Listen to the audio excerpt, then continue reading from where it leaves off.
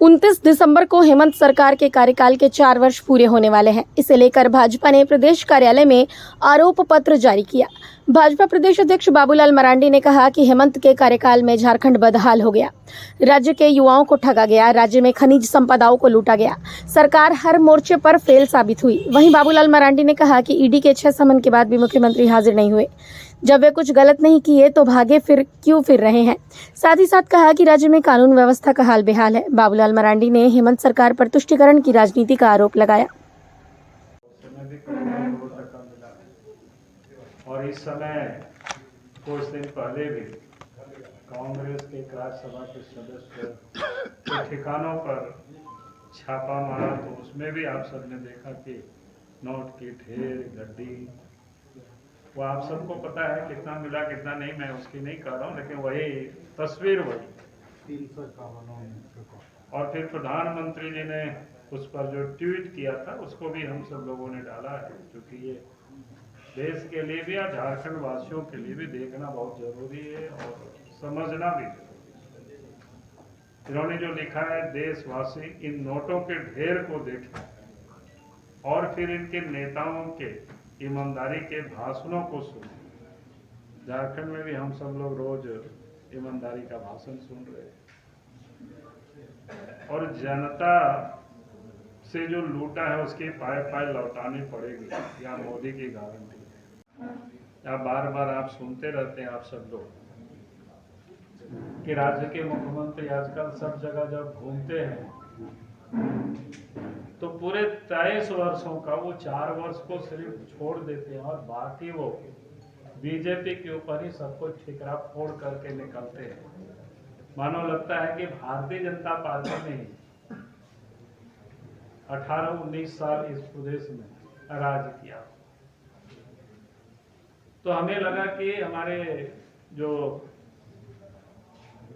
ये आरोप पत्र लोग तैयार कर रहे थे, उन सब लोगों ने इसको बड़ी मेहनत से तैयार किया। तो आप सबको ध्यान में आएगा कि अब 23 वर्षों में 13 वर्षों तक भारतीय जनता पार्टी के नेतृत्व में सरकार रही।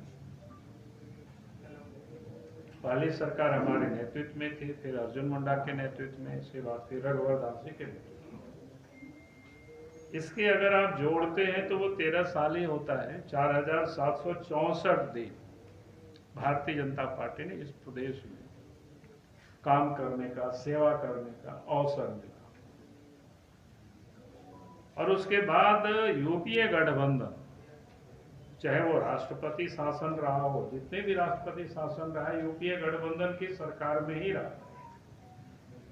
आप सब तो उसको अगर आप याद करेंगे तो ये लगभग 10 वर्षों तक यूपीए गठबंधन के हाथों में शासन रहा है झारखंड, यानी 3625 दिन इन लोगों ने राज किया। उसको डिटेल कहोगे तो मैं बता दूंगा, लेकिन बताने की जरूरत नहीं, आप सब लोग इसमें पढ़ लेंगे तो समझ में आ जाएगा। तो एक तो ये बताने का हमारे लोगों ने कोशिश किया है कि भाई हम लोगों ने जो इस राज्य के अंदर में मात्र 13 साल, और 13 साल में हम सब 3 मुख्यमंत्री रहे, और तीनों ही मुख्यमंत्री ने जो काम किया है, इस प्रदेश की जनता के लिए जो सेवा किया है, वो भी इस पुस्तक में उल्लेखित है कि किस प्रकार से काम हुआ, वो किसी से छुपा हुआ नहीं, डाला हुआ है।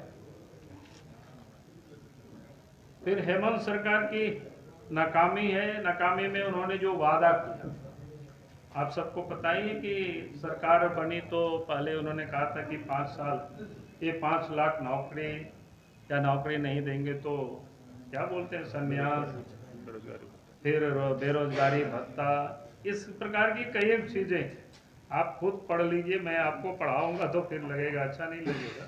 फिर उसका हकीकत क्या है ये भी हमारे लोगों ने पूरी तरह से लिख करके डाला है कि भाई हकीकत क्या, उन्होंने वादा किया था, हकीकत क्या है, जमीन पर क्या हुआ है, क्या उन्होंने सचमुच में काम किया। तो आप सब लोग इसको पढ़ लेंगे, हेमंत सरकार की नाकामी और उसकी हकीकत, महिलाओं के लिए उन्होंने क्या वादा किया और उन्होंने क्या किया, वो आप सबको पता है।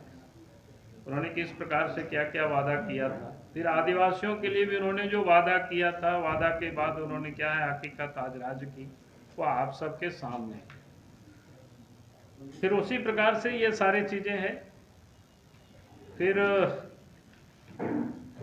भ्रष्टाचार तो इस झारखंड में आज पूरा प्रदेश में अगर कहीं की भ्रष्टाचार की चर्चा होती है तो वो झारखंड की चर्चा है।